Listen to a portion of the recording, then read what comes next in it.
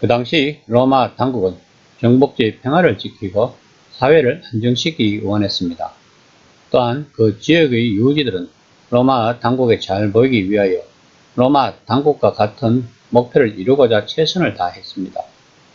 평화롭게 살면서도 그들의 온전함을 지키고 싶어 했던 유대인 공동체들은 로마 제국이 섬기는 신들을 예배하는 의무를 자신들만 특별히 면제받은 사실을 소중하게 여겼습니다. 이렇게 안정을 이루고자 했던 바람은 이스라엘의 성경이 약속한 것이 예수와 관련된 메시아 사건을 통해 완성되었다고 선포하는 바울의 메시지에 필연적으로 무너질 수밖에 없었습니다. 예수를 따르는 이들은 예수를 주로 인정을 했지만 로마 황제를 주로 인정하지 않았고 이방인 또한 구원의 대상이라는 것에서 유대 공동체에 도전을 받게 되었던 것이었습니다. 바울의 메시지는 다른 시각, 새로운 사회적 실체를 만들어냈습니다.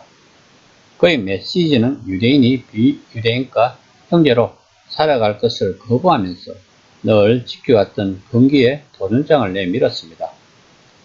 바울의 메시지가 도전이 되는 것은 모든 메시아 백성이 동등하게 한대받으며 모든 이가 이제 막 낯을 올린 하나님 나라의 상속인임을 확실히 보장하는 새로운 세계 질서가 동트고 있다고 믿었기 때문입니다. 이처럼 초대 교회의 시대적 상황을 알고 본문에 접근하면 이해하기가 좋을 것입니다. 오늘 본문은 바울이 결혼을 반대한다는 근거 없는 평판을 갖게 해준 말씀 가운데 하나입니다. 그런데 바울은 2절에서 5절까지 결혼한 부부에게 결혼 생활에서 조언한 말씀이 있는데 이런 평판을 받는다는 것이 이해하기 어렵습니다. 그러므로 오늘 본문은 일반적인 상황에서의 결혼 생활이 아니라 그 시대의 급박한 상황에서 기인한 결혼 문제에 대해서 고린도 교회에 바울의 견해를 전하는 것이었습니다. 바울은 주님과 배우자를 같이 섬길 수 없다고 생각한 것이 아닙니다.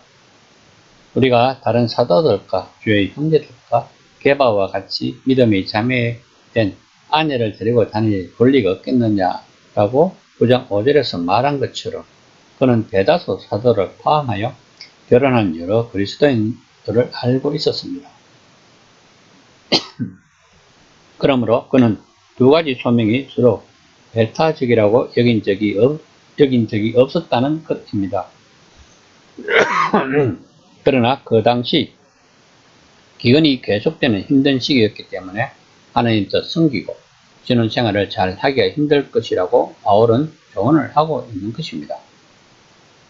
바울은 에베소서 5장 22절에서 33절까지 말한 바와 같이 아내를 향한 남편의 헌신적인 사랑과 남편을 향한 아내의 사랑이 그 자체로 하나님을 크게 부시게 하고 그분의 형상을 영화롭게 반영한다는 내용이 나옵니다. 하지만 사회적, 경제적으로 궁핍한 시기에는 두 가지 일, 즉 주님의 일과 신혼생활을 다 잘 하는 것은 어렵기 때문에 만약에 두 가지 가운데 하나를 선택해야 한다면 바울은 하나님을 선택하라고 말하고 있습니다.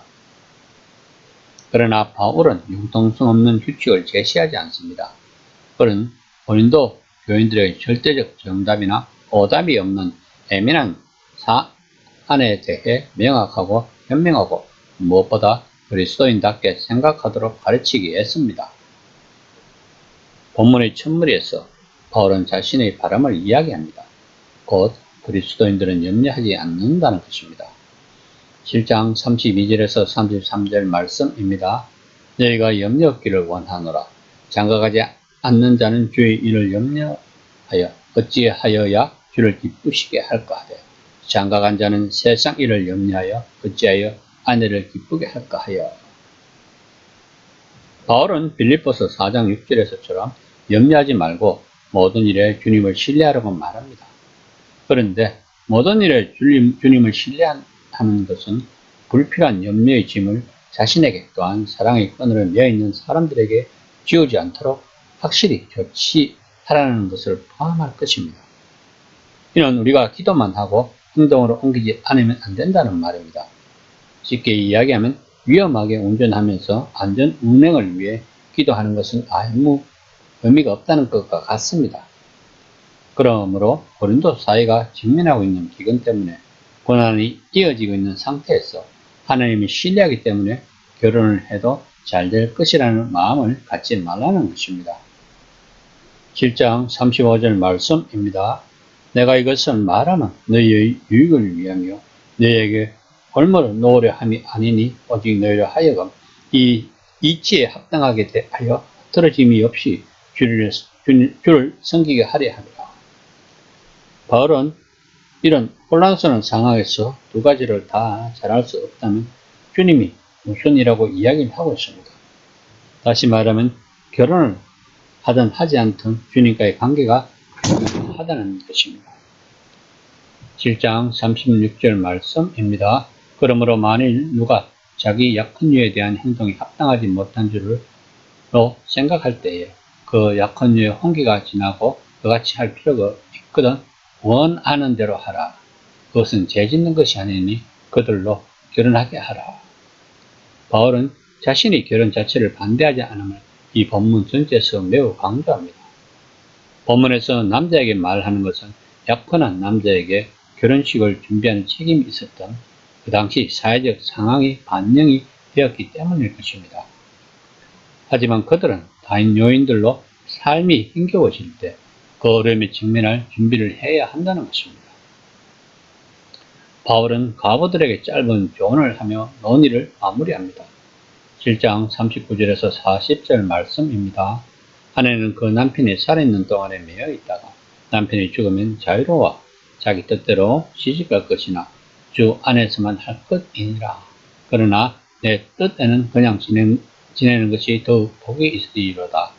나도 또한 하나님의 영을 받은 줄로 생각하노라. 이 말씀 역시 명령이 아닙니다. 과부는 오직 주 안에서만, 즉 다른 그리스도인과 마음대로 재혼할 수 있습니다.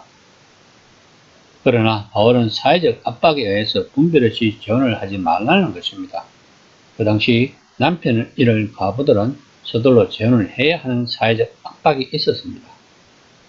바울은 자신들이 뛰어난 영적 지혜를 가졌다고 생각하는 고린도 일부 교인들에게 바울은 온유하고 조심스럽게 나도 하나님의 영을 받았다고 생각합니다.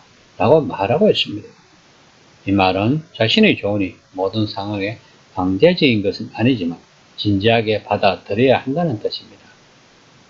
오늘 말씀처럼 바울은 결코 결혼을 반대하는 자가 아닙니다. 다만 그 시대의 상황이 결혼하기 어려운 상황이기 때문에 이에 조언을 한 것입니다.